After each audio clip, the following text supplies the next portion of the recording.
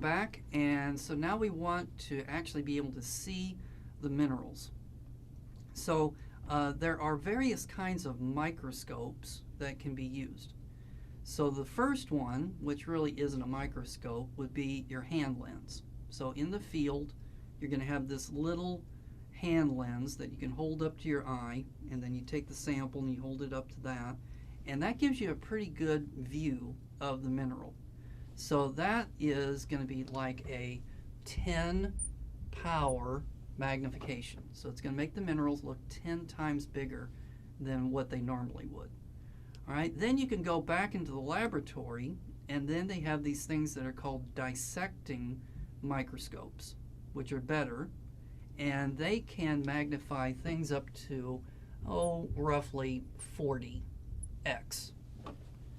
Okay, then the next step is we could take our rock and we could look at it through a microscope, and then it can go up to, something like 100 times.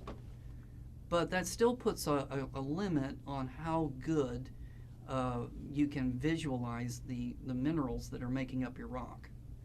So now we go to the scanning electron microscope. So in all of these kinds of ways of looking at things, what happens is light bounces off the rock, goes through the lenses, and then goes into your eye. This time it's going to be an electron. So an electron is going to bounce off the rock, and then it's going to go into a detector, and then based on computer analysis of it, you can see an image of what those electrons were bouncing off of. You can see much more detail. So notice that in that picture there, off to the side, the width of that picture is 1,500 nanometers. So how small is that? So the meter is about this big, okay? The millimeter is 1/1000th of it. So imagine that you take one of those things and you chop it up into 1,000 pieces. Those are micrometers. And then take one of those things and chop it up into 1,000 pieces. Those are nanometers. So that's how good one of these kinds of electron microscopes are.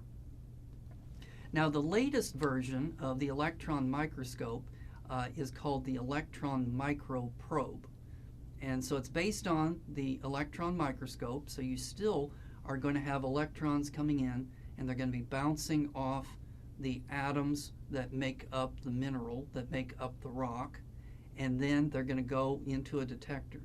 But the advantage of this one is it can measure the energy of those electrons that are being bounced off. So different atoms are going to react differently to the electrons because atoms have different energy levels. And so what's going to happen is that you can actually measure the energy of these electrons when they go into the detector, and then based on that you can figure out what atoms did they hit. And then from that you can figure out the chemical structure of that particular mineral. Okay, let's take a break, and when we come back, let's talk about one more way of looking at these rocks, and this is going to be called X-ray diffraction.